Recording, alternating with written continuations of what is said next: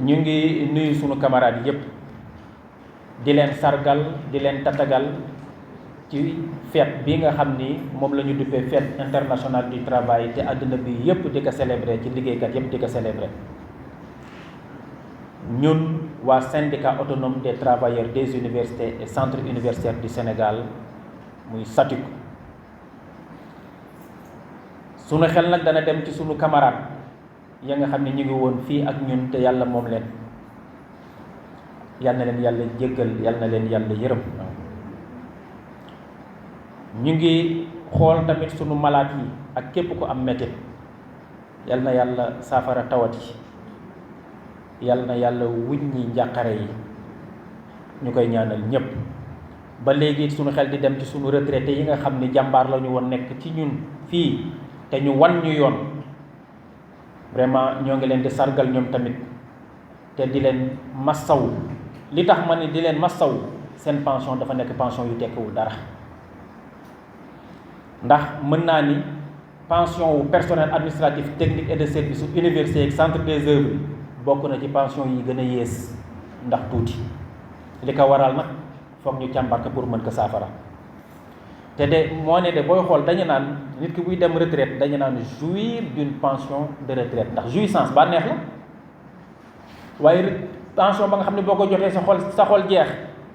loolu bànneex amu ci pour travailleur bànneex amul it pour njaboot gi.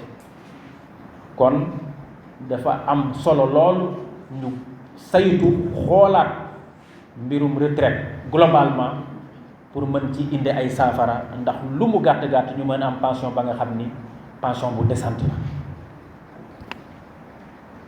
kon suñuy camarades ñoo ngi leen di wax ni leen fête internationale du travail année bii ñu nekk dafa tombeek ay jafe-jafe fépp ci àddina bi. ba léegi da ngeen di dégg naan Russie ma ngay continuer di bombarder Ukraine da ngeen di dégg ñu naan leen am na attentat yi nga xam ni rey na fi 26 touristes ci Cachemire ci 22 avril te loolu lu mu jur nag mooy diggante Inde ak Pakistan dafa mel na dootuñu jaaroo taal. booy xool tamit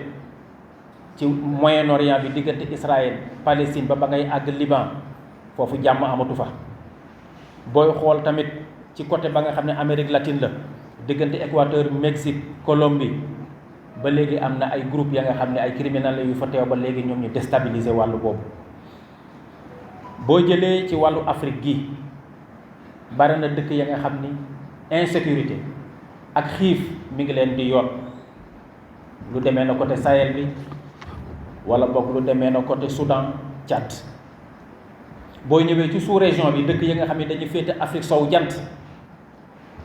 démb ba tey ci suba yi ñu ngi dégg waa Burkina Faso ñoo ngi commencé nag di ñaxtu ndax dafa am ay tentative de coup d'état ba nga xam ne ñoo ngi koy soupçonné ñoom ñi nga xam ne ñoo ne ci pouvoir bi muy militaire yi. ca Mali jot nañ fi dégg ba léegi ñu ni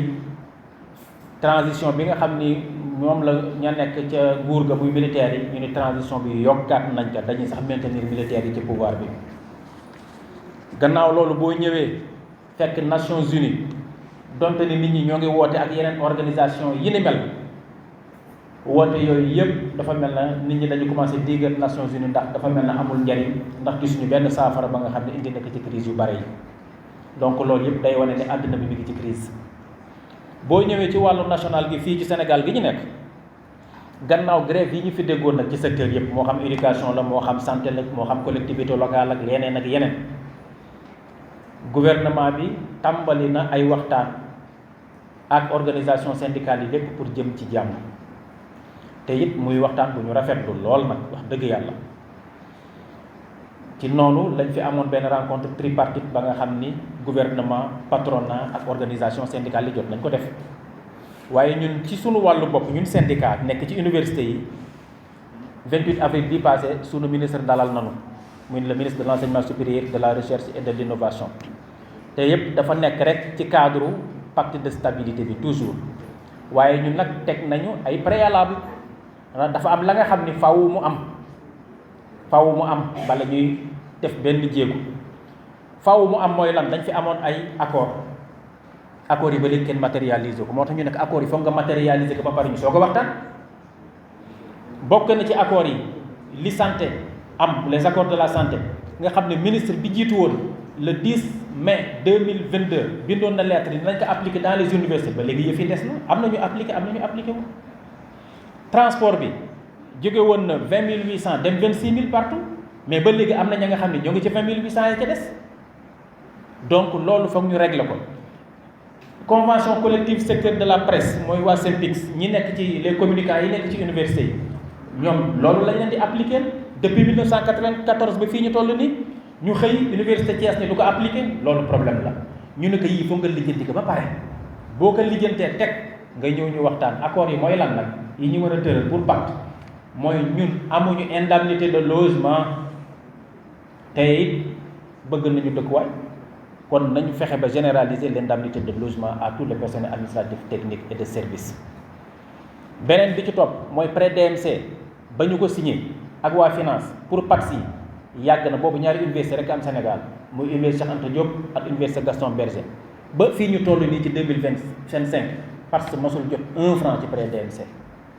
ñu ni loolu nañu ko lijjanti muy beneen wàll. li ci toppaat moom mooy ba tey retraite bi suñu retraite baaxul moom laa wax sànq ku ci retraité ba booy jege retraite sax sa fit day rëcc te bu ngeen di seetlu day tombeek sa doom yi commencé dugg ci enseignement supérieur nga war leen fayal mu tombeek ñu bare nag sax amuñu kër ñu continuer ci ay di fay ay loyer bu dee pension bi fan la ñu jëm kon nañ ñu ko revaloriser te yamuñu sax mais nañu yéegee retraite bi à l'âge de 65 ans te it doon nañu dénoncer licenciement yeeg muy licenciement yi nekk ci dans les CROUS ay licenciement abusif ay rétrogradation d'agent yooyu tamit bokkoon na ci la nga xam ne déploré nañ ko donc lii lañ ko tegal ci taabal ji nañu saafaraal lii bu ko defee ñu mën a am pacte de stabilité université bi yëpp am jàmm. gannaaw lii nag SATUC en tant que syndicat bu responsable mi ngi jëlaat engagement devant tous ses militants fexe ba lépp luy acquis ñu consolider ko fexe ba protocole d'accord yi nga xam ne moom la ñuy teg ñu mën ci càmbar liggéey ko te di wax gouvernement bi nag na lijjanti suñuy protocole d'accord waaye aussi doléance yi naka saafara kéem kàttanam ndax dañuy waxtaan rek à l'impossible nul n'est tenu ndax it borom xel nañu bu ñu ñëwee toog ñu xool li mën a nekk mën nañ ci ànd li mënul nekk xam nañ lu mënul nekk waaye li ñu koy ñaan mooy nañu ko càmbar te ñu gaaw satisfaire suñuy doléance lii kon nag duñu dañ di taxaw pour l'intérêt matériel moraux suñu travailleurs yépp ñoo ngi leen di wax naan leen bonne fête de travail yéen ñëpp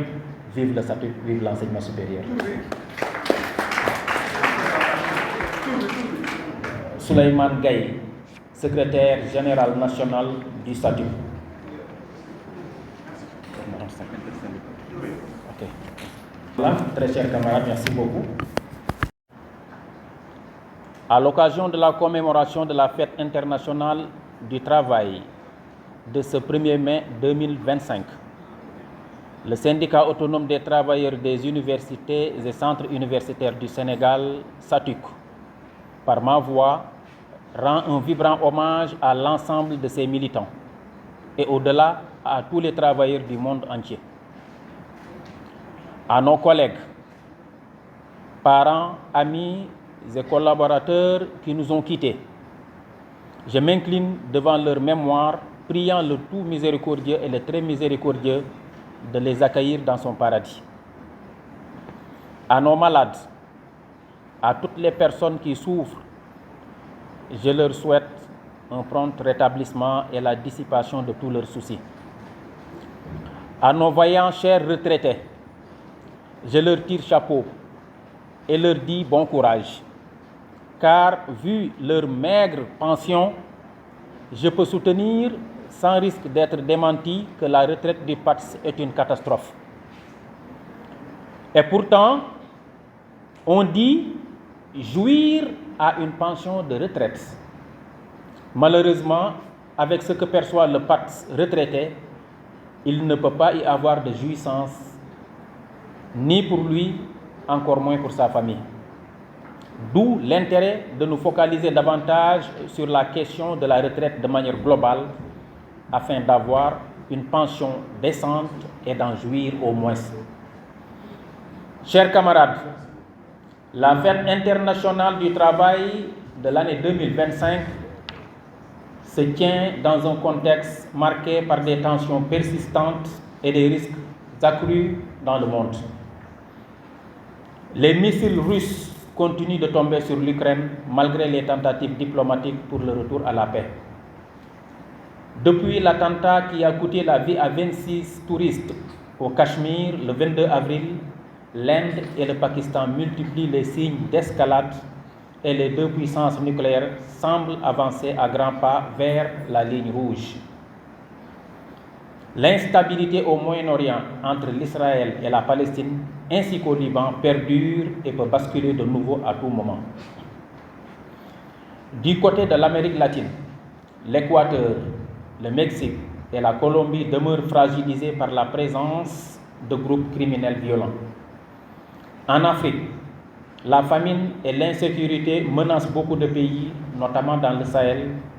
le Soudan et le Tchad, qui subiront les effets collatéraux. Dans la sous-région ouest africaine, le régime burkinabé dénonce une tentative de coup d'État. Au Mali, il aurait été annoncé un prolongement de la période de transition et le maintien des militaires au pouvoir. Les appels à une action internationale urgente se multiplient, mais l'ONU et d'autres institutions sont régulièrement critiquées pour leur manque d'efficacité face à la complexité et à la multiplicité des crises. Sur le plan national, après de nombreuses grèves des organisations syndicales dénonçant le non-respect des accords et les licenciements abusifs de travailleurs, le gouvernement entreprend des négociations pour un pacte de stabilité. Sous ce rapport, une rencontre tripartite entre gouvernement, patronat et organisations syndicales a été organisée. Nous, syndicats, avons été reçus par notre tutelle, le ministre de l'Enseignement supérieur, de la Recherche et de l'Innovation, le lundi 28 avril dernier, pour discuter sur le pacte de stabilité. Cependant, nous avons posé les préalables qui se situent à deux niveaux. D'abord, le respect des accords, harmonisation de la prime de transport, application des accords de la santé, réintégration de la convention collective du secteur de la presse à l'Université Iba Der Thiam de Thiès, arrêt des licenciements et rétrogradation d'agents au CROUS Sine Saloum. Le deuxième niveau englobe la généralisation de l'indemnité de logement à tous les personnels administratifs, techniques et de services, l'octroi du prêt DMC aux PATS, le relèvement de l'âge de la retraite à 65 ans et la revalorisation de la pension de retraite. Ainsi, le statut, fidèle à sa conviction et à ses principes, veillant à la consolidation des acquis des travailleurs, exige le respect des accords et demande au gouvernement la satisfaction des doléances pour une stabilité dans les universités. En renouvelant à toutes et à tous notre engagement franc et ferme pour la défense des intérêts moraux et matériels des travailleurs, nous vous souhaitons une excellente fête du travail. Bonne fête à tous et à tous, très chers camarades. Vive le statut, vive l'enseignement supérieur.